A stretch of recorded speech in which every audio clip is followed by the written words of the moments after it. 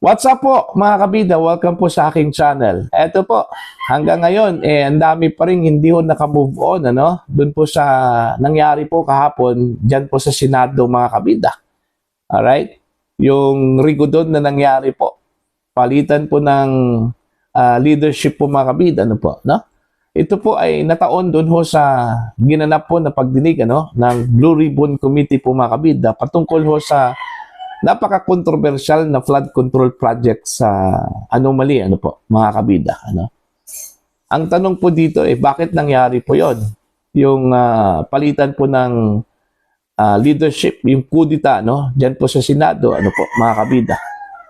Sino ang nasa likod po doon, ano? Okay? Maraming nagsasabi na tila hindi po nagustuhan kung sino man po yung nasa likod po ng kudita po kahapon sa Senado, ano, mga kabida, yung takbo po ng Senate Blue Ribbon Committee, ano po. Kasi po, unang-una, bakit po timely masyado yung revelation po ng mga diskaya dun po sa rigodon, ano, mga kabida. Para bang ayaw po na mapangalanan po ng mga diskaya yung mga sangkot dito po sa corruption, ano, sa flood control projects, mga kabida, ano po, no? Okay?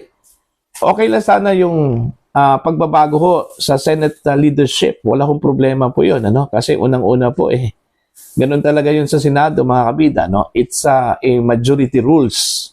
Alright? Kung sino po yung makakuha po ng majority, sila yung panalo, sila yung may hawak po, ano, ng kapangyarihan dyan po sa Senate, mga kabida.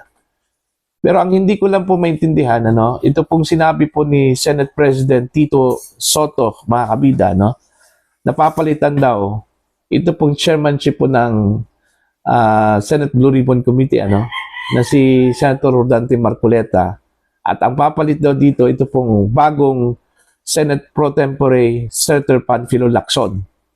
Okay? Ano kaya yung rason? Bakit palitan po nila? Unang-una po, maganda naman po yung performance po ni Marcoleta, no? At ng kanyang Blue Ribbon Committee dito ho sa investigasyon po ng flood control projects, ano po, mga kabida. At katunayan nga yung nangyaring pasabog po ng mga diskaya kahapon po, ano? Na yung manig po, mga kabida, sa buong Pilipinas. Okay? Nung pinangalanan po niya yung mga mababatas po dyan sa lower house, nakasosyo daw niya, ano, di umano, sa kanyang mga proyekto na nakuha po niya doon po sa DPWH, ano po, mga kabida. At ang pinakamatindi po doon, ano, yung pinangalanan po niya, walang kalatoy-latoy. Okay? Ito hong si Speaker Martin Romualdez at Congressman Zaldico. Okay?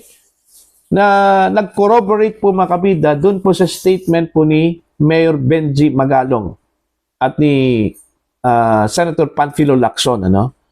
Unang-una po, sinabi po ni Magalong po, mga kabida, na meron daw dalawang mambabatas po dyan, ano, na meron pong malaking kickback na nakuha po, ano? Kaso lang po, hindi daw mabanggit-banggit yung mga pangalan po, ano, ng mga kapwa kongresista po nila, no? Para bang sinasabi po ni Magalong, takot po na banggitin yung pangalan po ng mga mababatas na yon, ano po, mga kabida.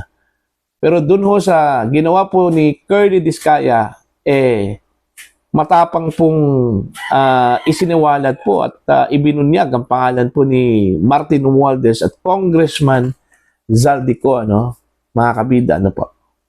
Okay? At saka po, yun din ang sinabi po ni Lacson, meron pong mga mambabatas, in fact, may figure po siya 67 congressmen na involved dito ho sa controversial na flood control projects, ano po, no?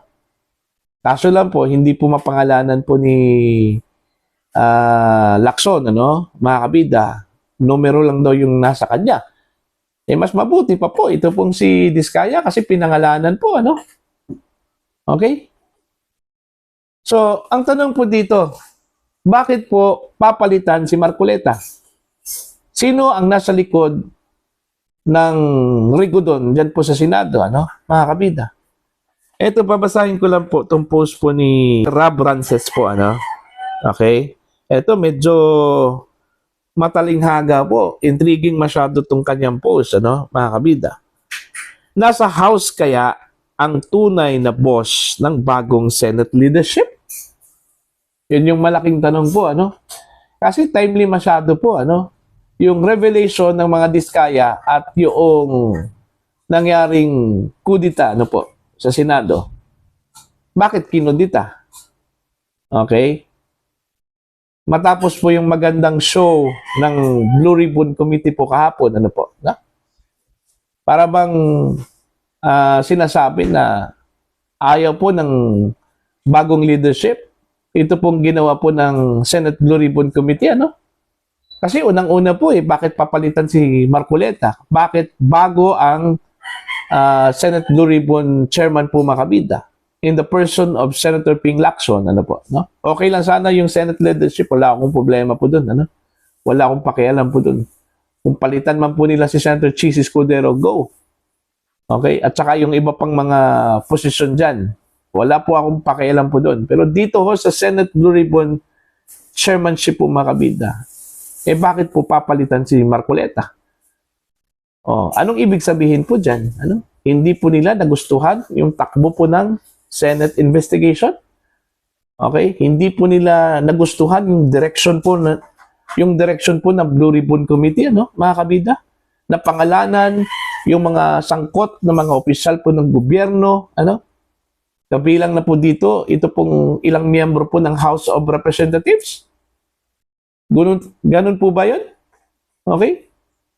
Kaya nga nakakaduda po ano? Hindi lang po ako, kundi siguro yung mga tao pong sumubaybay po, ano, dito po sa Senate investigation po, ano, mga kabida. See? For me, wala hong compelling reason para palitan ito pong si Marcoleta. Although, sinasabi po nila, ganyan talaga Wala hong forever dyan sa Senate, ano? Pag sino yung makakuha po ng majority, okay, dyan po sa Senate, sila yung mananaig po.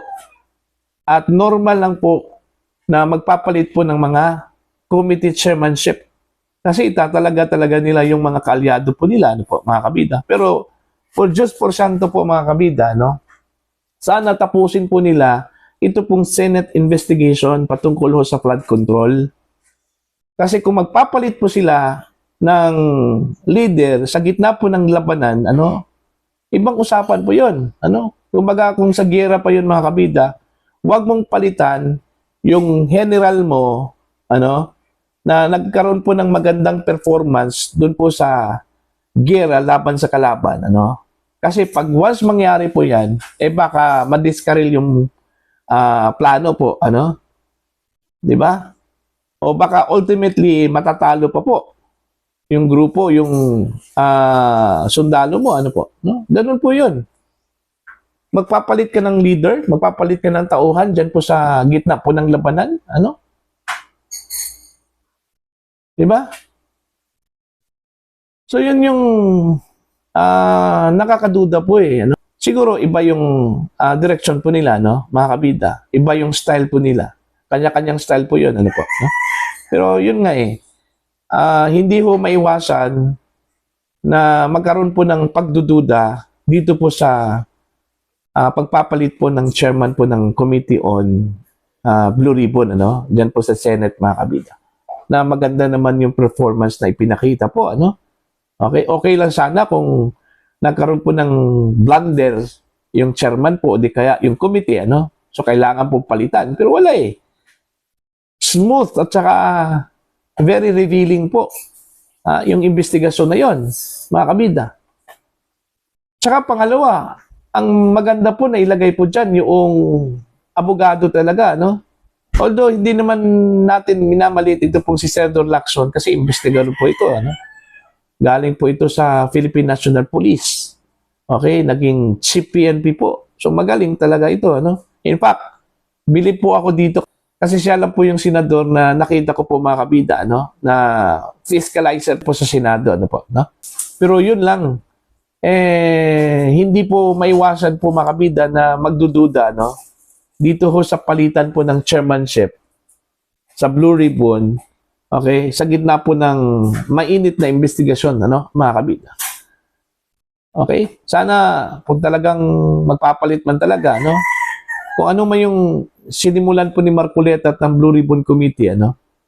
Sana ipagpatuloy po ni Senator Ping Lacson, mga kabida. Alright? Sana protektahan nila yung mga witnesses, yung mga resource person, kung meron man pong naibunyag po, kagaya po ng mga diskaya po, mga kabida, no? Okay? Although sinasabi po natin na hindi pa yun gospel truth, yung mga ibinunyag ng mga diskaya po, ano, mga kabida. Pero at least, yung mga sinabi po nila kahapon po, mga kabida, nag-corroborate po doon po sa ibinunyag po, ano, ni Mayor Magalong at even Senator Ping Lacson, mga kabida. So, yun lang po, ano. Kung sino man po yung nasa likod po ng Rigodon, mga kabida, yung pagpapalit po ng chairman po ng Senate Blue Ribbon Committee, ano, okay, nagtagumpay po kayo. Okay, nagtagumpay po kayo. Sana, okay, ito lang, sana po, makatulog po kayo ng mahimbing. Alam naman po ng taong bayan po, ano, yung totoong nangyayari po, mga kabida, ano po, no? Sila na po yung humusga po sa inyo at sa lahat ng mga senador na andyan po ngayon, ano, sa Senado, mga kabida. Ang taong bayan na po yung dapat humusga po sa inyo lahat. So, para po sa inyo, ano po ang inyong opinion at pananaw po dito? Ano? Please comment down. Sa mga hindi pa po subscriber sa aking channel, please subscribe. Just click the subscribe button, click the notification bell, click all para updated po kayong mga kabida sa aking uploads. Maraming salamat po sa inyo lahat.